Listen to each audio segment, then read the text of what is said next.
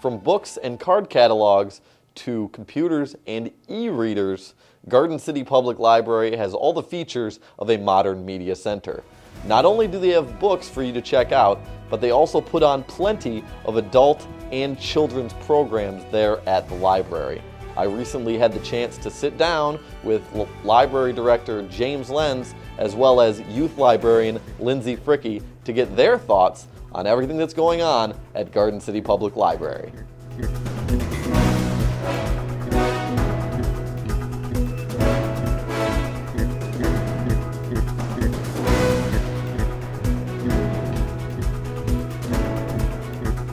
So, Mr. Lenze, what improvements have been made recently at the library? Well, the biggest one would be the dollhouse shelving unit that the Friends of the Library recently built and donated to us. One of the members of the Friends, Daryl Manuel, built it from a design that his wife found in a catalog, built it more sturdy than what they would have done with solid wood rather than particle board or whatever. Painted it, brought it in. It was a wonderful addition. That's good. March is National Reading Month. Kind of appropriate that we do a story on the library for that reason, but it's also National Craft Month as well. What is the library doing in regard to these two events? Well, we've got a number of programs planned. They're listed in our latest newsletter, copies of which are available here at the library, or we can send it to people electronically if they sign up for it. We've got a trivia night planned on March 13th, a spring craft, well, it's May 8th, but that's coming up. Some family programs. There's a family craft night on March 3rd, 10th, 17th, 24th, and 31st. Oh, okay, wow. What time is that? That's from 6:30 to 7:30 p.m. We have a local author coming in on March 27th. He's actually a Westland resident who's written a couple of children's books, and he'll be coming in for that with copies of his books that he'll sign and that could be purchased.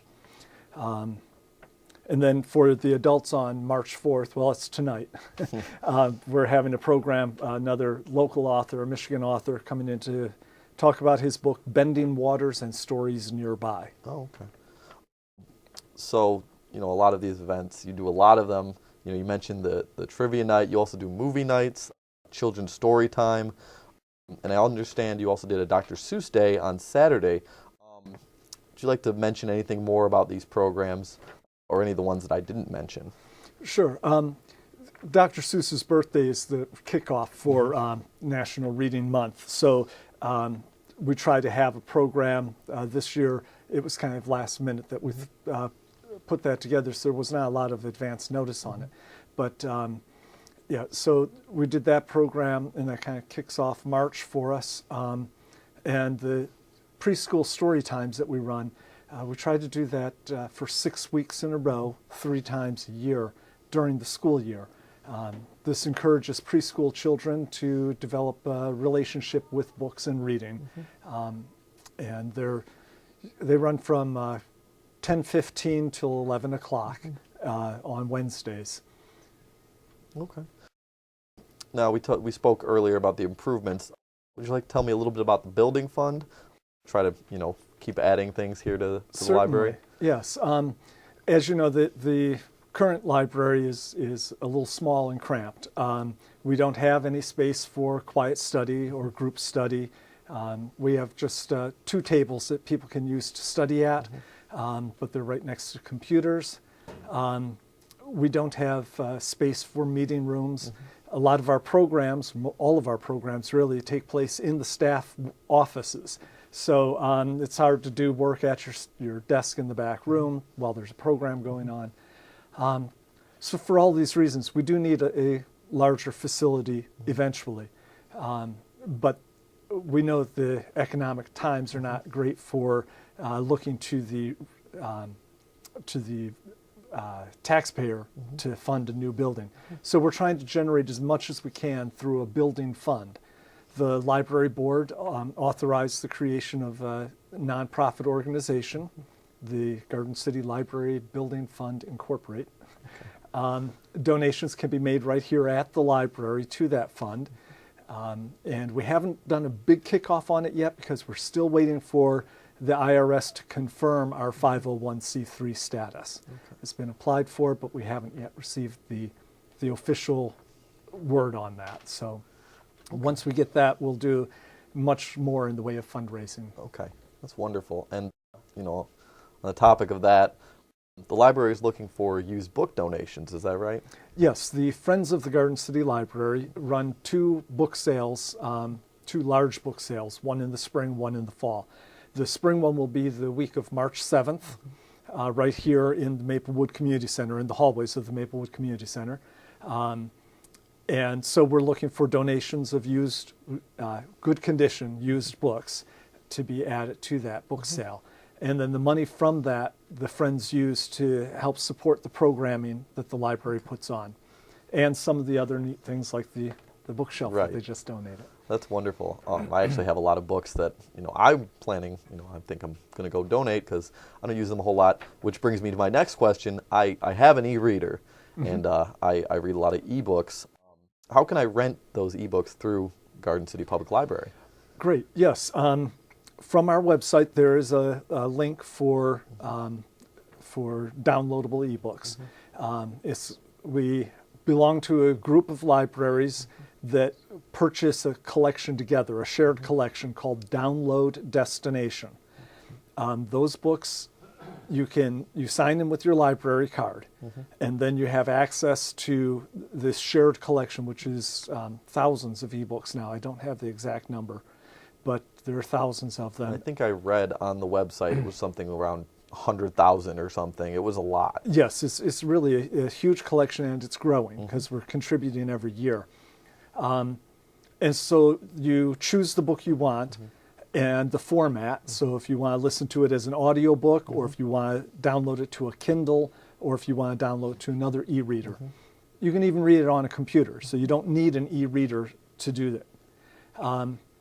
And then it downloads to your device, most of the time wirelessly, although some books do require that you plug in through a USB cord.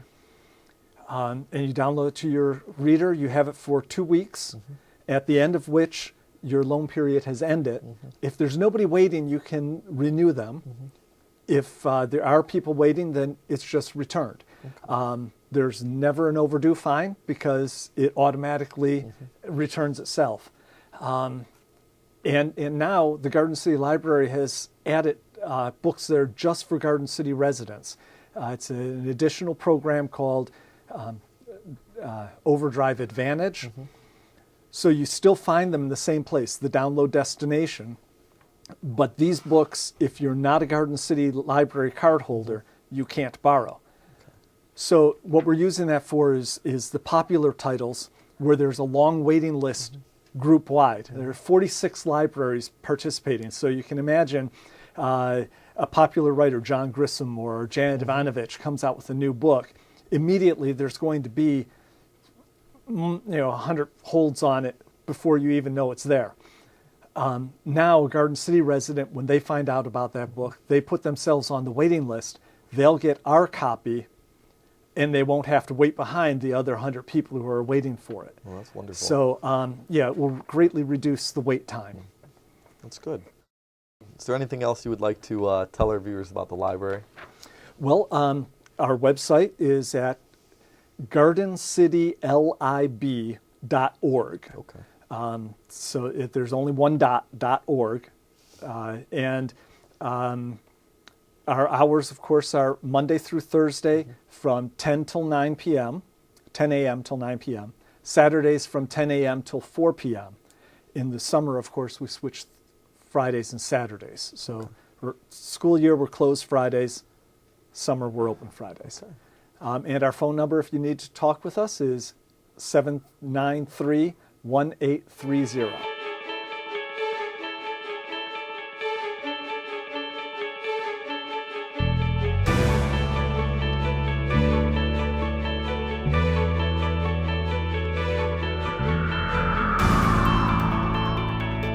The Storytime Librarian reads tales from days of yore, how brave snow knights defend the right while mighty dragons roar.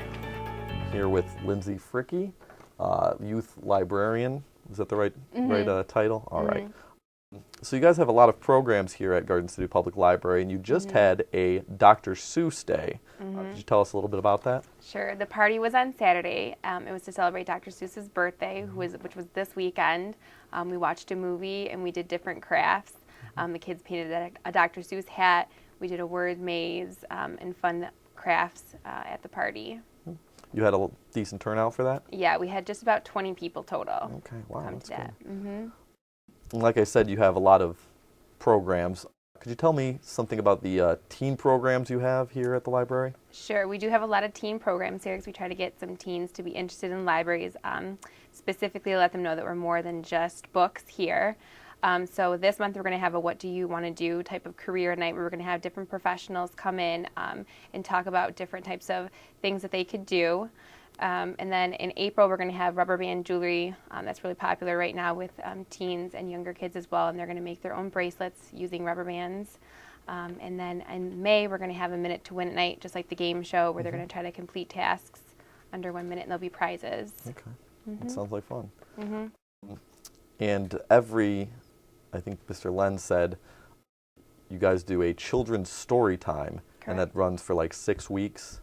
5 weeks. 5 weeks, okay. They're 5-week sessions, and we usually do 1 month on, and then we take a break, and then we do another 5 weeks. Okay. Do you get a lot of children for that, a good turnout? We do. We get a fair amount of children. Usually we get the same children that come back every single week. The children who do come do have a better success in school. We have some children who were really shy when they first started, and now that they get to know me and the library, they're more comfortable coming, and some of them even come in without their parents now. Well, that's good. And I also understand that you guys got a new shelving unit here. We did. It's very exciting. I know that you wrote the story on the newsletter about it. It sounded like you were very excited. Could you just tell us a little bit about it? Sure. The unit was actually given to us last month.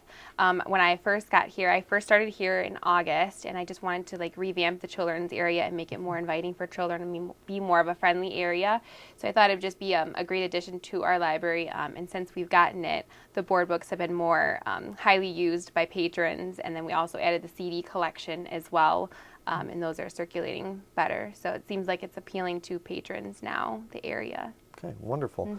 Is there anything else you'd like to tell us about the youth programs or the library in general? Anything you want to just, say, now's your time. You got a camera in front of you, right? So I would just say that we have a lot of programs that are going on. Specifically, check our newsletter, check our website, our calendar. We're on Facebook and Twitter as well, so you can always know what programs are going on, and we have a lot of things always going on, so always just stop in and check out what's going on here. All right, thank you. You're welcome. My thanks to James Lenze and Lindsay Fricke for appearing on the program with me.